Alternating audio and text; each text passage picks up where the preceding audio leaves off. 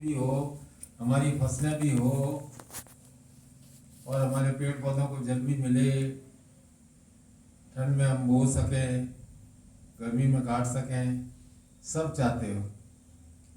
और ज़िंदगी में थोड़ा भी मौसम में परिवर्तन आता है तो बोलते हो सर्दी लग गई है।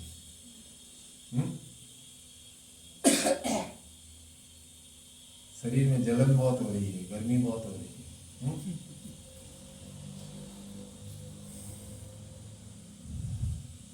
तो भाई सब तरह का मौसम आएगा, शरीर में भी आएगा, काम में भी आएगा, प्रकृति में तो आता ही आता है। बरसात नहीं होती तो कहते अकाल पड़ गया है।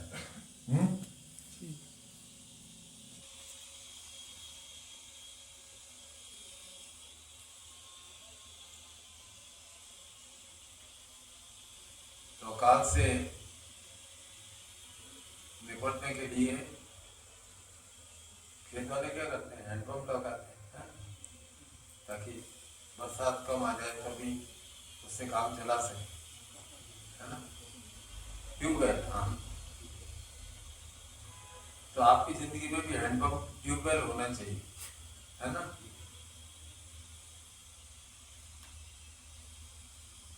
ट्यूबवेल का मतलब है कि भाई कोई कारण से बरसात नहीं आई, तकलीफ का दिन आया तो हम काम चला लेंगे। उसे कहते हैं सुरक्षा चक्र। और सुरक्षा चक्र मनुष्य को मिलता है शरीर से। सबसे पहले तो शरीर का सुरक्षा चक्र का ध्यान रखना है। बाधाओं से लड़ेंगे कब, जब हमारा शरीर मजबूत रहेगा। दूसरा शरीर का चक्र है कि मेरी बुद्धि कभी भ्रमित नहीं हो, कभी द्वंद्व नहीं आए। और तीसरा शरीर का चक्र है धन हो तो सुरक्षा रहे।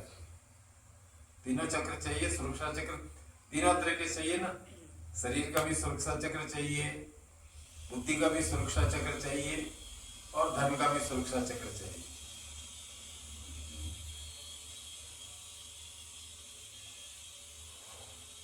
कमाई बहुत हो रही है, खर्चे का ध्यान नहीं रखा तो बरसात के पानी की तरह यदि उपयोग में नहीं लिया तो बहता हुआ चला जाएगा।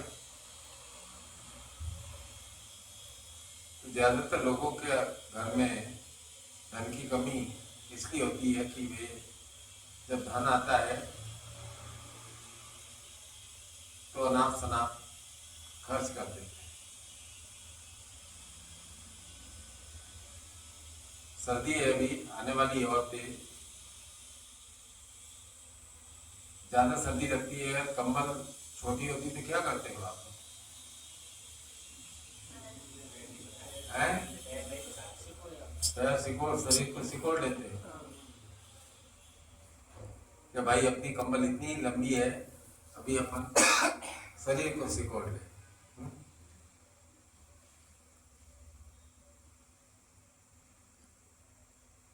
तो जब धन आए तो ये समझना थोड़ा हिस्सा है कि ये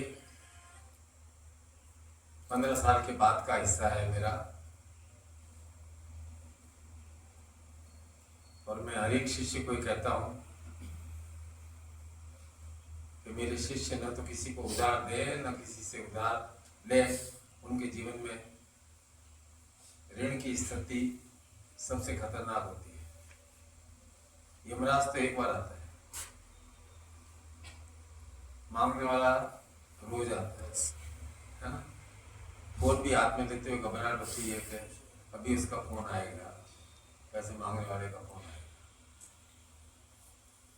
तो रोज रोज डर रहेगा तो शरीर भी खराब होगा कि नहीं होगा? काम करने से शरीर खराब नहीं होता है, चिंता करने से शरीर खराब होता है। तो ऐसी चिंता पालना ही क्यों?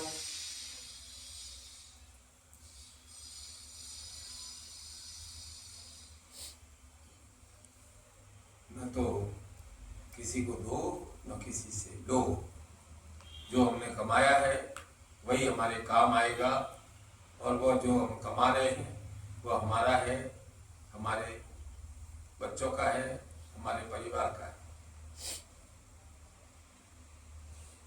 यदि कोई, मैं पिछली बार भी कहा था कि यदि कोई आपसे पैसा मांगता है और आप ऐसी आशा रखते हो कि ब्याज से मेरे पैसे डबल हो जाएंगे, वो दे देगा, अरे भाई उसके पास यदि होता तो मांगता ही क्यों? उसके पास नहीं है। अब उसके पास आएगा, कब आएगा, नहीं आएगा, उसका निर्णय तो आप नहीं कर सकते हो। इसका मतलब है कि वो पैसा आपका डूबने वाला है। इसलिए दो किसी को तो ये समझ के पहले मन में निश्चिंत होकर के बैठो, आएगा नहीं, आ गया तो ठीक है, बाकी उसी लालसा में यदि बैठे रहे तो खुद का मन और खराब होगा।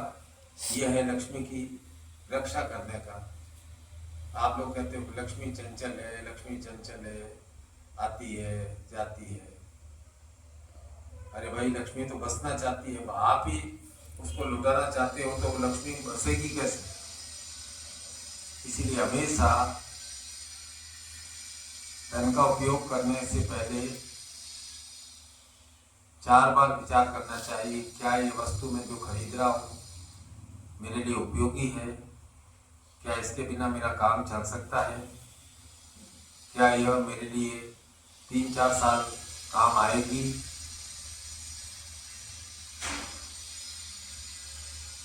और इसको नहीं लूंगा तो क्या फर्क पड़ जाएगा? यदि हो जाए कि ये नहीं ले तो भी मेरा काम चल रहा है तो वस्तु आपके लिए उपयोगी नहीं है। हमारे यहाँ अपने हिंदुस्तान में मनुष्य शादी में, मृत्यु भोज में और घर बनाने अनाप शनाप खर्चा करता है, कर्जा लेके भी खर्चा करता है और सोचता है कि इस काम को करने से लोगों को प्रशंसा मिलेगी लोगों से। और होता क्या है, आप किसी भी शादी में चले जाओ,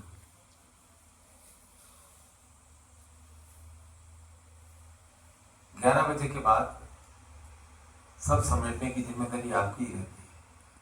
कोई मेहमान जो आया है वो ये नहीं करता है कि मैं हेल्प करने के लिए अभी रात भर रुका रहूंगा। तो इसका मतलब है मेहमान क्या आए, खाए पिए और खिसके, ये मेहमान का मतलब है। दोस्त का मतलब है जो आपके साथ दुख में खड़ा हो, सुख में तो बहुत खड़े हो जाएंगे, दुख में खड़ा हो वह आपका मित्र है। ऐसा मत करना सुख दुख में साथ हो, सुख में तो साथ देने वाले हजारों मिल जाएंगे। और तीसरा, सबसे पहले शरीर है। इस शरीर की रक्षा करनी है और इसका बहुत बहुत बहुत ध्यान रखना है। यही मेरा आशीर्वाद है कि आप शरीर से, बुद्धि से और धन से, तीनों से संपन्न रहें। ये मेरा आशीर्वाद।